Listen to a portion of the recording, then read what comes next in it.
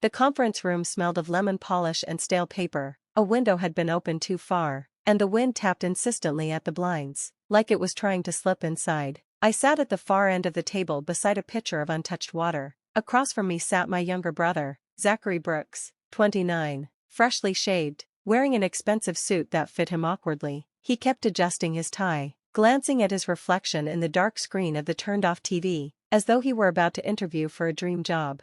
Our parents sat beside him, Margaret and Tom Brooks, both in their mid-60s. My mother looked polished but tired, her hand constantly patting Zach's as if reassuring him. My father said almost nothing, true to form when he wasn't in charge. At the head of the table stood Graham Whitmore, our grandmother's attorney, older than our parents, with slicked-back silver hair and a voice like gravel warmed by sun. He had known Grandma Margot for over 40 years and often called her the only client who corrected my grammar. We had gathered for the will reading. Margot Chin, our grandmother, had passed away 2 weeks ago at 78. Brilliant, quiet, and frugal beyond belief, she clipped coupons religiously and wore cardigans from the 90s, without fanfare. She had paid my entire college tuition, never once mentioning it to my parents. Everyone assumed Zach would inherit the house, and whatever savings there were, he needed it more. That's how the story was always told. Graham began reading, his cadence steady and practiced. Then he reached the line that seemed to suck all the oxygen from the room. To my grandson, Zachary Brooks, I leave my primary residence on Hamilton Drive, my 2007 Toyota Camry, and the funds in my personal savings account ending in 3482. My mother exhaled sharply, as if she had been holding her breath for days. Zach's relief was palpable. He leaned back slightly, almost smiling, not boastful, just thankful that, for once, things had gone his way. Then Graham turned to me, adjusting his glasses. To my granddaughter, Elena Brooks, he paused, too long, too heavy. I leave $1 and my enduring love. That was it. No clarification, no hidden clause. Somewhere, someone chuckled, too loud to be accidental. Maybe a cousin on Zoom, maybe even Zach. I didn't turn to check. My mother made a soft, dismissive noise and patted Zach's arm again. She never needed much, she said, just loud enough. No one looked at me. Graham continued reading, something about garden furniture. My mind had already slipped away. I focused on a single gold paperclip on the folder before me, the kind Grandma always bought in bulk. When the meeting ended, Zach shook Graham's hand like he'd just closed a big deal. My father murmured thanks. My mother immediately asked where the deed paperwork would be sent. I stood and left before they could fake goodbyes. Outside, the wind had picked up, and the sky was turning that soft, heavy gray that precedes rain. In my purse, I still carried a thank you card from Grandma, written 6 months ago, folded so many times it was close to falling apart. Don't ever let them confuse silence for absence, darling. Quiet people carry louder truths. 3 days passed. I ignored the sparse texts from family, only one from my mother. Hope you're not upset. You've always been so independent. Independent, that word again. On the 4th morning, I was stirring oatmeal I didn't want when my phone rang. It was Graham. His name looked formal and cold on the screen. I answered on the 3rd ring. Miss Brooks, he began formally, then softened. Elena, could you come by my office? Your grandmother left instructions for a separate matter, for you alone. I didn't ask why, didn't say anything for a long second. Then, what kind of matter? Not part of the public will, he said, specific instructions. It won't take long. His office felt colder than before, same leather chairs, same heavy silence. Graham stood when I walked in, as if greeting Grandma herself. He didn't offer coffee, just motioned for me to sit and locked the door behind us. That soft click echoed inside my chest. From a locked drawer, he took out a small fireproof envelope. My name was written across it in Grandma's handwriting, blocky, deliberate. She wanted me to hand this to you personally, he said, placing it in front of me, only if you came alone.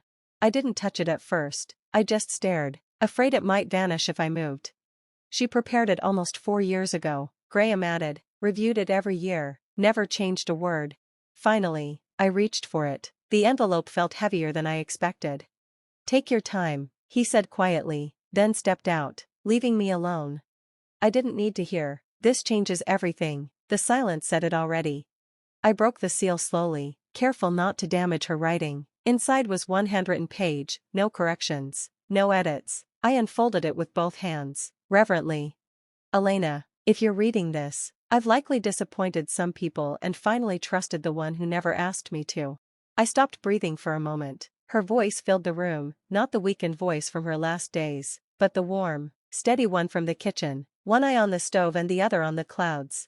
You always listened when no one else did. You remembered which light switch stuck. You learned to make pie crust with your hands instead of a machine. I remembered it vividly, the sun spilling through the side window as she showed me how to press dough with my palms. Careful not to roll it too thin, she always said. People rush things when they don't trust the result. When I was 23, I moved to Geneva. I told my family I worked as a translator. What I didn't mention was that I translated financial documents for clients who rarely used their real names. Geneva had always sounded like a dream in grandma's stories, a city made of snow, quiet cafes, soft scarves, but I learned quickly, the loudest people lose the most, so I did the opposite. I observed, I invested, I kept accounts silent. I could almost see her desk again, one side worn smooth, her leather-bound ledger always closed to prying eyes. The account in Switzerland now holds approximately 4.2 million. You are the sole beneficiary. I stopped. Let the number hover in the air. I didn't let it sink in right away, just let it exist.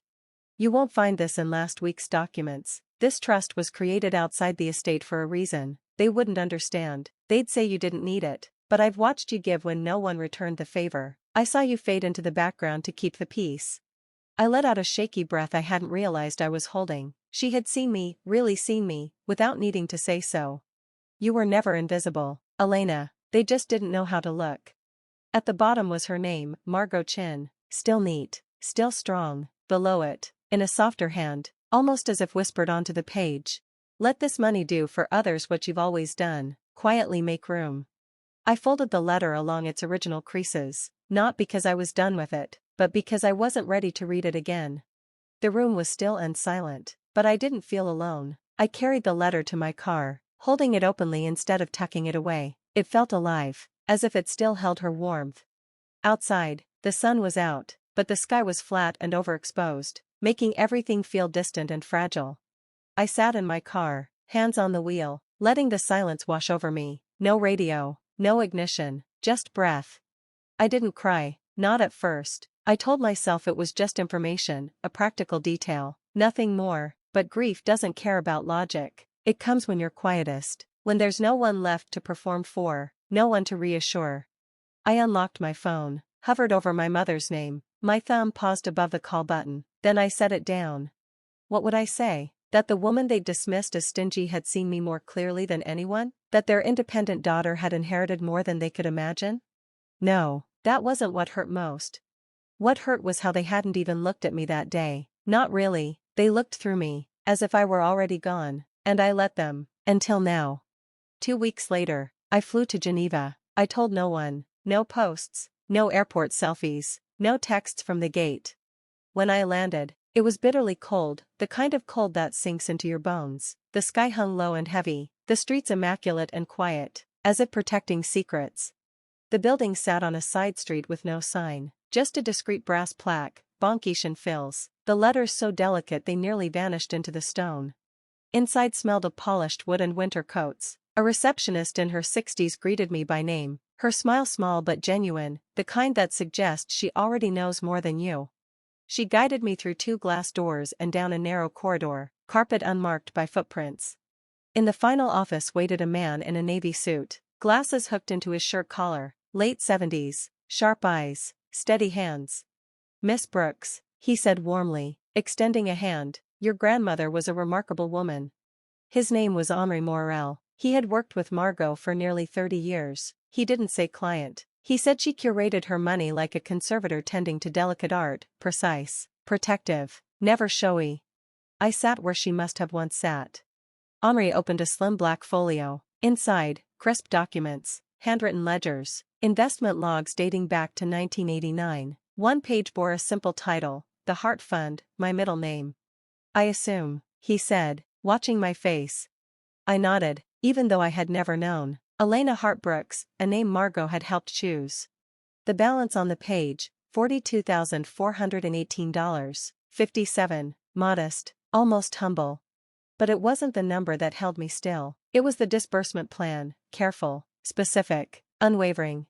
grants for financial literacy programs for single mothers, microloans for women starting over after 50, emergency aid for elder caregivers. Next to each clause, in Margot's familiar hand, women like me, women like Elena, women everyone forgets. I didn't cry then, but something inside me softened, like frost melting in early spring, not because I felt wealthy, but because, for once, I felt seen. Henri watched me quietly, then said, she could have spent it, hidden it, or left it unclaimed, but she believed in letting quiet things grow. He closed the folio and slid it toward me. It's yours now, but she left you a blueprint, and I think she always knew you'd follow it better than most. I left the bank just before dusk. Geneva glowed pale and gold, the lake reflecting soft light. The air smelled of fresh bread and pine needles. I stood across from the water, Margot's letter in my coat pocket, the folio tucked in my bag. No celebration, no champagne, just the quiet, steady thrill of being trusted. The invitation came as a group text, housewarming for Zach, come see the upgrades, followed by heart emojis and a pin, no punctuation, just that forced warmth. I stared at the screen for a moment, then placed it face down on the counter. I hadn't spoken to them since the will reading, but something inside me needed to go, not to be seen, but to see. Zach's new house was Grandma's old house, same shutters, same porch. Now there were string lights and a Bluetooth speaker by the door. The air smelled like store-bought candles and heated appetizers. I walked in without knocking. No one noticed at first. Our mother was at the kitchen island arranging cheese cubes. Our father laughed, drink in hand, lighter than I'd ever seen him, the kind of lightness that comes when you're given something you didn't earn. When our mother finally saw me, her face shifted into polite surprise, the kind people wear when they don't know where to place you. Elena, you made it, how are things? Her voice carried that too bright edge, as if she were talking over some invisible noise. Busy, I said. She nodded quickly, not asking with what. Then, like a reflex, you've always been so independent, I'm sure you're doing just fine. I smiled, small, contained. I reached into my bag and pulled out a silver-framed photo, Margot in front of the Geneva bank, wearing her gray coat, holding her purse in both hands like she always did. I set it down gently on a side table next to a scented candle and a stack of real estate magazines. No one noticed at first. I didn't explain, didn't share, didn't correct, let them fill in their own gaps. When Zach raised a toast, to family who always believed in him, I slipped outside. The air bit colder than I remembered. I zipped my coat and didn't look back.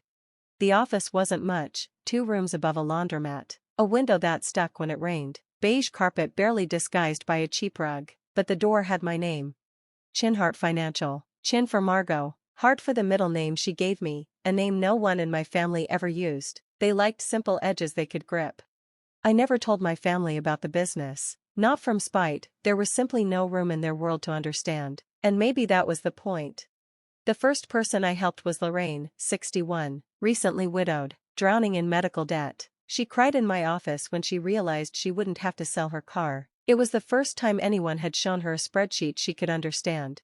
The second was Camille, a former waitress who had raised 2 sons alone and never opened a savings account because, as she said, what savings?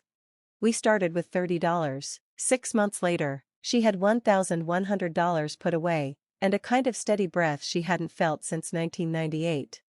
I didn't take photos, no testimonials, no before and after posts. This wasn't marketing, it was the quiet, unseen work of making room. I kept Margot's letter in my desk drawer. On hard days, I reread the last paragraph. Let it help those like you, quiet girls no one thinks are watching.